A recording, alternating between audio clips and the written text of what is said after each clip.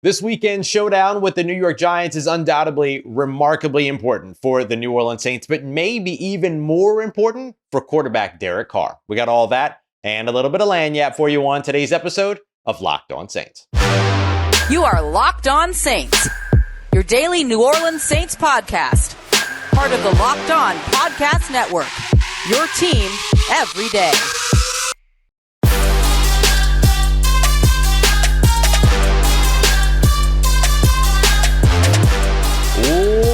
What is good, Who Dat Nation and Who Dat family? Welcome into another episode of Locked On Saints, your daily podcast covering your favorite team, the New Orleans Saints, part of the Locked On Podcast Network, your team every day. I'm your host, Ross Jackson, credentialed media member with the New Orleans Saints, senior writer and reporter over at Saints News Network. And on today's episode of Locked On Saints, it is the game plan. We're going to go through in a bit of an abridged Jackson 5 in this one to set everything up for Sunday's game. Why controlling the line of scrimmage is imperative, how the New Orleans Saints can curb that Wink Martindale blitz, and to get us all started, we're going to be taking a look at Derek Carr, who has a real opportunity ahead of him to start changing his perception. We appreciate you as an everydayer for making Locked On Saints your first listen of the day every day. And today's episode of Locked On Saints is brought to you by our friends over at LinkedIn. LinkedIn Jobs is to help you find the candidates you want to talk to faster and for free. Post your job for free today at linkedin.com/LockedOnNFL. That's linkedin.com/LockedOnNFL to post your job for free. Terms and conditions apply. This weekend against the New York Giants, Derek Carr has a real opportunity to start to change his perception here in the city of New Orleans, or rather the perception of him. Listen, there are three really good reasons why this game is super important for Derek Carr to start to prove that he's the guy at quarterback, if nothing else but for now. Number one, for all the talk that the Saints had on and off the field, that fans have had off the field, all these other things, and on the outside, the fact of the matter is that the on-field product has not been what was promised by Derek Carr and by the New Orleans Saints. That has an opportunity to begin to change with four very important games on the way. It all starts this weekend. Number two, going up against the New York Giants hype of Tommy DeVito or Tommy Cutlets, the way that everybody has rallied around him, team, organization, roster, staff, fan base, the nation, all of it. This is an opportunity for Derek Carr to play a little bit of spoiler. And nobody loves petty like the city of New Orleans. And number three, last week's offense was super limited. Lots of throws to or just beyond the line of scrimmage with just a couple of passes downfield in that game. This is Derek Carr's opportunity as well to prove that he is healthy enough to run the Saints offense and stay reeled in. There's a balance that needs to be struck there. So really good opportunity here for Derek Carr, a guy that the New Orleans Saints were super excited to get into the building, and so far has had ups and has had downs. But right now it's very clear that the public perception of Derek Carr is majority negative, at least in the loudest spaces of social media and things like that. When I walk on the street and I talk to people here actually in the city, a lot of people are just excited that their favorite football team is playing this weekend. And that's it, right? Like for a lot of people, that's the enjoyment that you get from having a professional football team or an NFL football team in your city, especially with one that has the connection to the community the way that the New Orleans Saints has, Katrina, all of these other things, stuff that I have witnessed firsthand. But in the loudest spaces, online, social media, message boards, podcasts, media, all this other stuff, overall, the thought process around Derek Carr is a -1. Mike Sando just updated his quarterback tiers over at The Athletic. I know it's behind a paywall, but don't worry about it. I got you. Here's what was one of the things that was said about Derek Carr from an AFC West coach or somebody that worked in the AFC West that saw Derek Carr quite a bit, effectively paraphrasing here, saying that, look, Josh McDaniels did a good job, the former head coach of the Las Vegas Raiders, did a good job moving on from Derek Carr just on time, even though he made the bad decision of moving on to Jimmy Garoppolo. Another scout or another person with an AFC West organization mentioned that everything that you saw at the beginning of last year was effectively an example of Josh McDaniels getting something with very little out of Derek Carr. The perception around Derek Carr right now is so negative that people are actually giving Josh McDaniels coaching credit, which I have never seen before. And I think that's an AFC West person with a little bit of a grudge, right? Or a little bit of an axe to bury, whatever it might be. I don't agree with that take, just to be clear. Derek Carr is a better quarterback than Josh McDaniels will ever be a head coach. And so the way that I look at the perception around Derek Carr is that there's a lot of negativity around it. And here's a big opportunity for Derek Carr to begin to curb that negativity. And look, it's not all going to happen in one game, right? He's not going to go out there unless he manages to put up 63 points up against the New York Giants, just like the Las Vegas Raiders just did to Los Angeles Chargers last night on Thursday Night Football, which had as much to do about the defense scoring points, 8 different players scoring touchdowns for the first time since 1950, all that, than it really had to do with Aiden O'Connell. But if Derek Carr leads the way to this big time blowout, then yeah, sure, maybe the public perception changes overnight. But for the most part, this is going to be a process. And I think that Derek Carr knows that. If you listen to his press conference on Wednesday, one of the things that he mentioned is that he will continue to give his all mentally and physically to bring success for this team.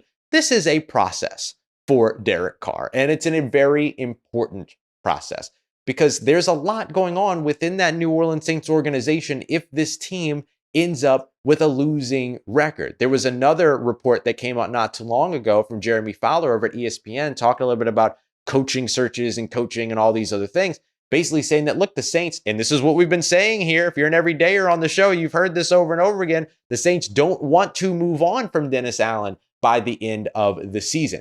Dennis Allen is the reason that Derek Carr is in the building. So a winning season and pushing to success late here in the season and getting to the playoffs, something that the Saints are more accustomed to doing than not as an organization, would help to save his coach and keep his coach out of hot water going into next year, and therefore would help keep him in the building going into next year as well, as does his contract and all these other things. But there's clearly something to fight for here on individual levels for a lot of people high ranking within the New Orleans Saints, whether it's roster, coaching staff, otherwise, in addition to just simply getting this team back to the playoffs where it belongs. And that historically has been this team's line. That's where it needs to be drawn again here this season. So when you look at Derek Carr, when you're watching him this weekend, a couple of things that you're watching for. Can he indeed change or begin to change that perception of who he is or who he's taken in as over the course of this game? That's big over the course of this weekend. The other thing is watching him potentially play spoiler to Tommy Mania, DeVito sanity, whatever it is that you want to call it. Can he play spoiler to it? And you know what? Can the New Orleans Saints be a little freaking cocky about it for a change? What we saw last week, there was one moment where Choppa Style was blaring in the Superdome. The audience was, the people in attendance were dancing. Jamal Williams was getting ovations because he was dancing on the sideline and they were throwing him on the Jumbotron and all this other stuff. It felt for that one moment of reprise like the New Orleans Saints of old. Can they find it again in pettiness and in cockiness with a red hot team rolling into the New Orleans Saints Superdome here, or the New Orleans Saints home at the Caesars Superdome? And finally, with that offense being so limited last week, can the Saints and Derek Carr expand more dynamics into their offense? It doesn't mean 50 deep shots here, okay? This means the ability to be able to attack a more dynamic range of the field, short, intermediate, behind the line of scrimmage when necessary. And we're going to talk about why behind the line of scrimmage is going to be very necessary in this game up against the New York Giants, and deep when the opportunities present themselves. A major opportunity for the New Orleans Saints to get off to the right start here as they continue to try to keep their playoff hopes alive, but maybe even more, a major opportunity for Derek Carr to begin and lay the framework of changing his perception while he's been here in New Orleans. Coming up next, we're going to get to our game plan. A little bit less Jackson 5 this week because, look, the Saints don't have a ton of things that they need to do to be able to get a win here and to be able to go up against this New York Giants defense. We broke down the offense on Wednesday's episode. Make sure you go back for that, but hang around here as we continue on with today's episode of Locked On Saints for the offensive side and what the Saints need to do to combat that Wink Martindale crazy blitzing defense. Got that coming up for you right now as we continue on with today's episode of Locked On Saints, part of Locked On Podcast Network, your team every day.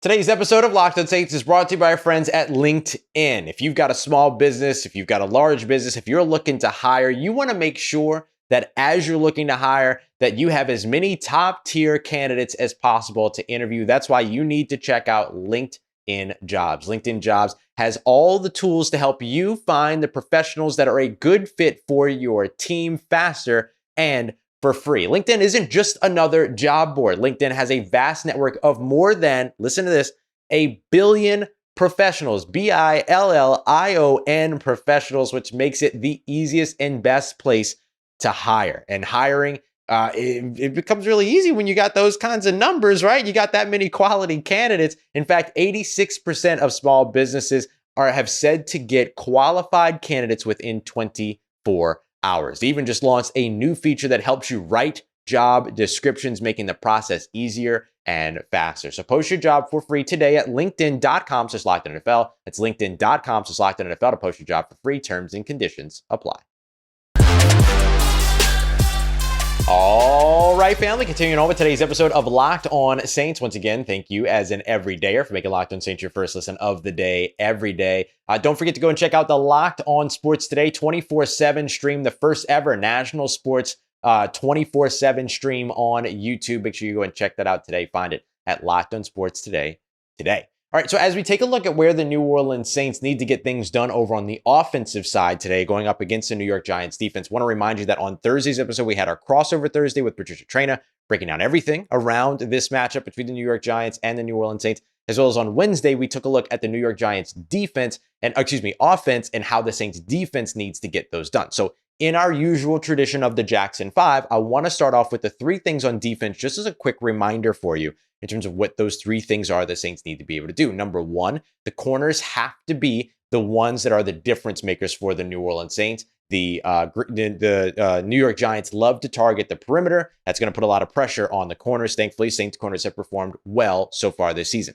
Number 2, redirecting runners to the middle of the field, into congestion, into backup, into other players so that you can kind of get mini hats to the football, all of those things. The New York Giants love to run to the perimeter as well. 41% of their rushes going towards the outside. Can't give up the sideline, got to push them back in. And then number 3 was take a look at the fact that you need to get pressure on Tommy DeVito as well as take away some of those deep shots. That way he's forced to operate closer to the line of scrimmage, which is where you see his passer rating plummet so far over the course of his first 4 games. So with all of that in mind, what does the New Orleans Saints offense need to do to combat against the New York Giants defense? So this is where we get to point number 4 here in our Jackson 5, which is going to be taking a look at countering the Giants blitz. The New York Giants blitz at the second highest rate in the NFL at, I ended up messing my number there. Here we go. The second highest rate in the NFL behind only the Minnesota Vikings and Brian Flores' crazy defense. Of course, they blitz 41.6% of the time,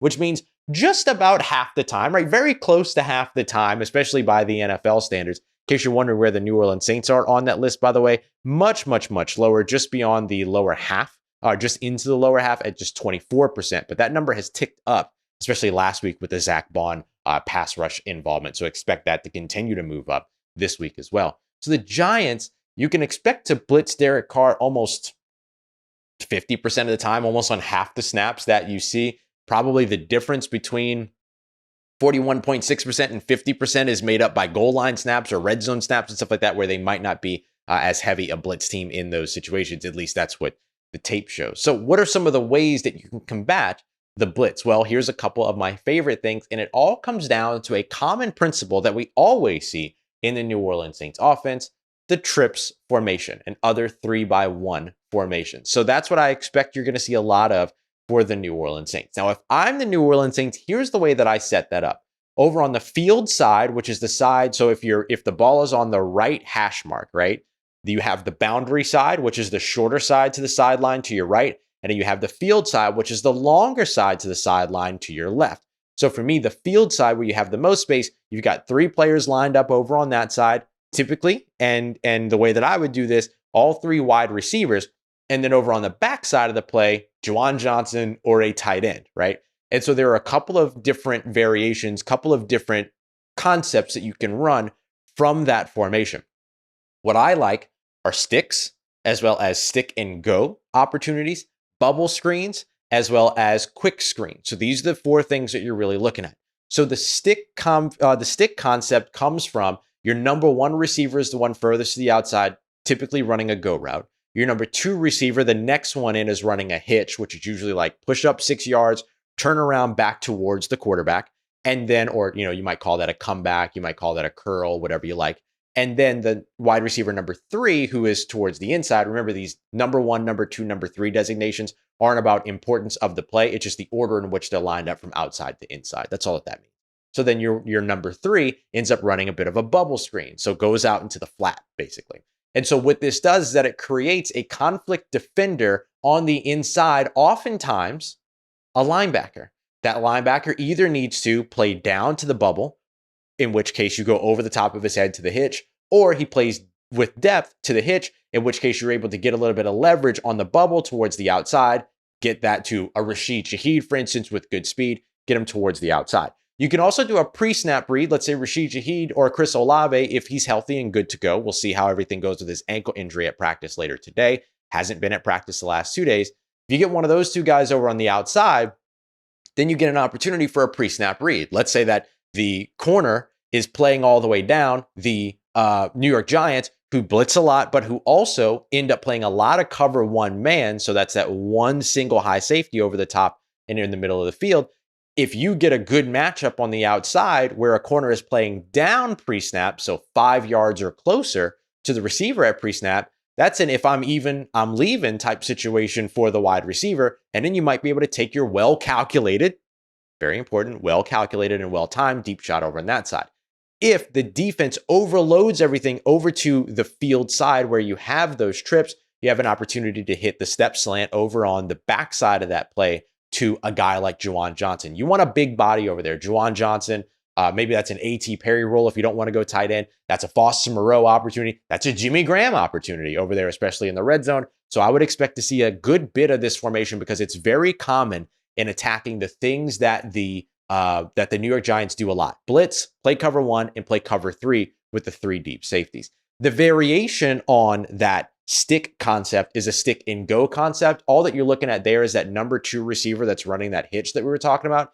If the safety ends up breaking hard on that hitch, he'd have the option to leave, right? To just push up and run the fly route, and then maybe you can capture something over the top. That really works well against quarters defenses where the safeties and the deep defenders have to be really aggressive in order to play the run, play the short pass, all of those other things, because there's so much space left open in the middle of the field in that case, or the box as it's called, often referenced. And the Giants don't do that a ton, but if you get an aggressive safety, there is an opportunity to be able to take that. Let's go to the bubble screens and quick screens real quick to wrap this up before we take a look at the run game for the New Orleans Saints.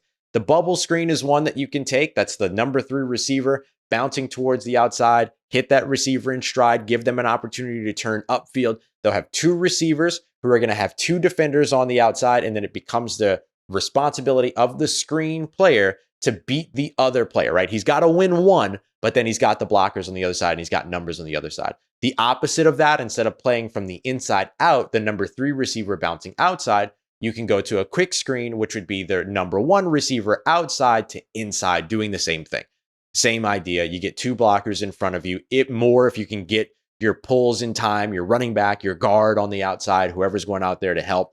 But you try to get the numbers over on the outside. The difference between a bubble screen is that it's the inside guy taking the screen to the outside, and then a quick screen is the outside guy taking the screen to the inside. That's all that it is. But those are really effective against the blitz, especially that bubble screen, because if the blitzer ends up being the defender that's lined up over the number 3 receiver, then that number 3 only has 2 defenders to beat with 2 blockers up ahead of him most immediately. Then he gets to create after that. So that's a big one to watch, especially if they're going to be blitzing with slot corners, slot safeties, or even third linebackers. There's an opportunity for you to be able to beat them at their own game by operating faster than they can with the blitz. Coming up next, we're going to be taking a look at how the New Orleans Saints then, instead of just looking at the passing game, utilize the opportunity to be able to win the line of scrimmage in the run game. We're far from done here. Got a lot more coming up for you as we continue on with today's episode of Locked On Saints, part of Locked On Podcast Network, your team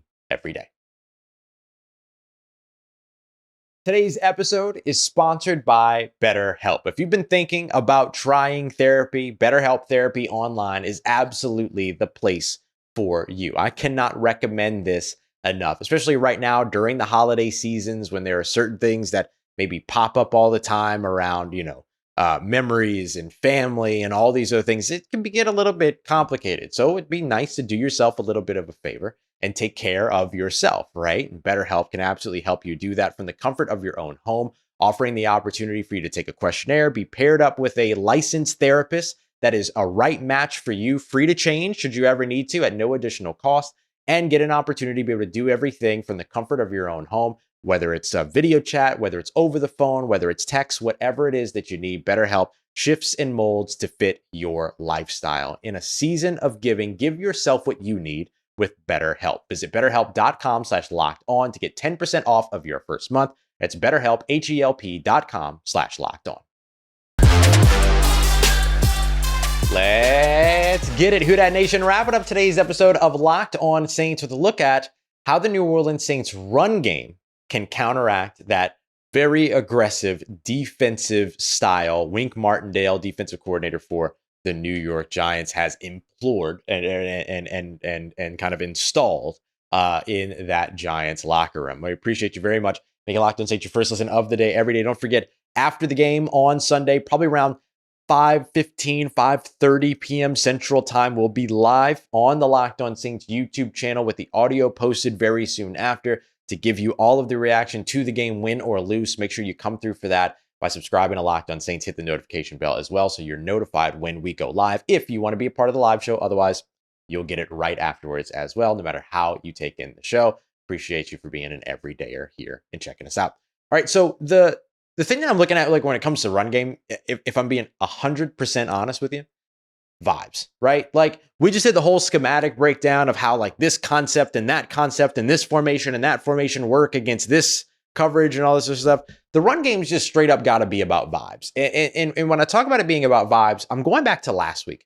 One of the things that I praised the New Orleans Saints offensive line for doing was not pass protection, but was indeed run protection, right? They punched Carolina in the throat right off the beginning of the game. They did that with the offensive line. Lynn Bowden's out there fighting people, not really fighting, but, blocking people. You got Foster Moreau taking people off their cleats, all this other stuff. Like there was a good showing of we're stronger than you are, which I think is a big part of the mental side of football. If you can start to chip away at a defensive line's confidence and win in the trenches, you get a real opportunity here. And you got to be able to do that on both sides. Look, the New York Giants offensive line is terrible. They can't deal with stunts. They can't deal with twists, all these other things the Saints love to do. The offensive line has been hurt.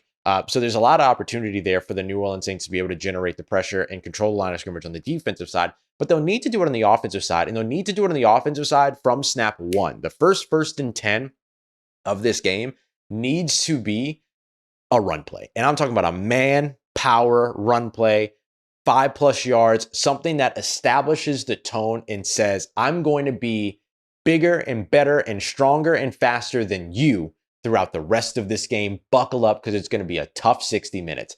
That's what this needs to be for the New Orleans Saints. So look, we can talk about all the things that they need to do, the stretch runs, the pitches, getting the running backs involved in the short passing game as an extension of the run game, the things that we're used to, getting after these not so athletic linebackers in the passing game and everything as well. But controlling the line of scrimmage needs to be about the vibes. This has to be an opportunity for this New Orleans Saints team to be able to stand up, puff their chest out and say, yeah, we're like that. And if the New Orleans Saints can do that early on in the game, then I think it goes a long way for them in wearing down that defensive line over the course of the matchup. Dexter Lawrence, the big defensive tackle right in the middle of that defensive line for the New York Giants, ain't nothing to blank with. This dude is incredible. He is a very, very solid, very, very good player, and probably the most disruptive player on their defensive line. Although Kayvon Thibodeau, the guy who sounds like he played at LSU but actually played at Oregon, has been on a tear here recently as well, forcing fumbles in several straight games, all that. So you want to avoid that stuff in the pass protection. That's why these like trips concepts and all this other stuff that we just broke down, they're all quick passing concepts, but they're not ones that are quick passing concepts that are married to the line of scrimmage. They can be quick passing concepts downfield based on your pre-snap reads and stuff like that. You have to find those same type of home run, but yet solid opportunities in the run game. Here's another way for the New Orleans Saints to dominate the line of scrimmage during this game.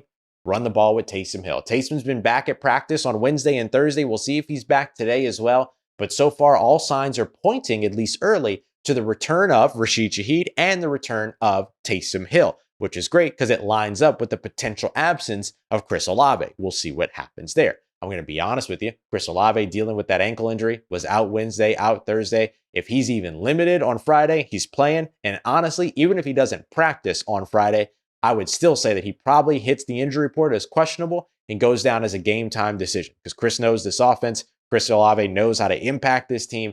You're going to be good with him whether he practices or not. So I would look at all of that. But I think one of the big key returns for the New Orleans Saints this weekend that not a lot of folks are paying attention to just yet is Taysom Hill. Between Alvin Kamara, Jamal Williams, who was fantastic last week, not only as a runner, but again, continues to be fantastic as a blocker, continues to be fantastic as somebody running routes and kind of serving the decoy, pulling linebackers out, all these other things, but really had, I think, his best rushing day of his young New Orleans Saints career so far last week. I think the two of them obviously establish a lot, but run the ball with Taysom Hill and punch the New York Giants defense in the throat. It's got to be all about the vibes. It's got to be all about the vibes when it comes to the run game. So I'm all about seeing sort of that trio become a little bit more impactful week over week over week. Now, one other thing to watch when it comes to the run game is that Ryan Ramczyk he did not practice on Wednesday, which is not unusual, but it is a little bit unusual that he didn't practice with a knee injury. So it was very specific. He was limited on Thursday in practice. We'll see what happens today. But if the Saints don't have Ryan Ramczyk, things can get a little bit shaky for the New Orleans Saints. Kayvon Thibodeau tends to line up over on that side, though he lines up on both, but oftentimes lines up on that offensive right side. If that's Landon Young out there as opposed to Ryan Ramczyk, Landon's a good dude. Landon's a smart player, maybe one of the smartest players I've ever gotten the opportunity to talk to. He's not Ryan Ramczyk yet. He's not Ryan Ramczyk at all. And so with that, that's going to be big. And that's going to be even bigger when it comes to the idea of getting the ball out quickly and all that. I will be very interested to see if maybe Wink Martindale flips the tendency a little bit. Maybe doesn't blitz as much. Maybe kind of pulls back on it. But that would be a vast departure from who he has always been as a defensive coordinator. So I'm not hanging any hats on that. For me, I'm just looking at how the New Orleans Saints can manage that level of pressure and how Derek Carr can manage that level of pressure as well in the passing game. But establishing the run game is going to help quite a bit because then they'll start stacking the box. The blitzes will come from the interior, all of these other things, which opens up that opportunity for you to be able to start distributing to the perimeter. I'm snapping because I'm making gestures about where passes go to the perimeter. Sorry about that. So I do think that the Saints have what they need to be able to win this game this weekend and have what they need to be able to hang with what's going to be a big challenge. I don't think this is going to be a 10-7 game. I don't think this is going to be a 14-17 game. I've got the Saints coming out of this game 31-20, 31-27, 30-27, something like that. I don't think that this is a low-scoring affair by any means, but I also don't think it's nearly close to a blowout in either way. FanDuel has the Saints favored 6 points. I'll be surprised if the Saints win by more than 3. Not because of my lack of faith in New Orleans, in the Saints or anything like that. Just like that's what this game is going to be. I think this is going to be a back and forth matchup. That's headlined by the fact that Derek Carr has the opportunity to be able to start to change the perception around him, followed up by how the New Orleans Saints manage that blitz-heavy defense in the passing game. That is all established by the way that the New Orleans Saints established themselves, vibes only, in the passing game by punching New York in the throat as quickly and as early as they get the chance with their run game. Coming up soon, we're going to have you all set up for Sunday's game our Sunday show after the game with our live show to get you ready. Appreciate you again for making Locked On Saints your first listen of the day every day. Why don't you go and check out Locked On Pelicans now and go and check out Jake Madison. Everything's exciting going on with the New Orleans Pelicans. Go and check them out over at Locked On Pels. You can also go and revisit Patricia Traynor over at Locked On Giants to get more of how the Giants might be approaching this matchup as well. Once again, y'all, thank you very much for making Locked On Saints a part of your day, part of your routine, for saying yes to me on the show. As always, if you see me, please say hi. And if you need anything else around your New Orleans Saints in between these episodes, make sure you follow me on your favorite social media at Ross Jackson, NOLA. Hit me up. Let me know how the family's doing. Let me know how you're living. Let me know how you're momming them. And trust Who Dat Nation, I'll holla at you.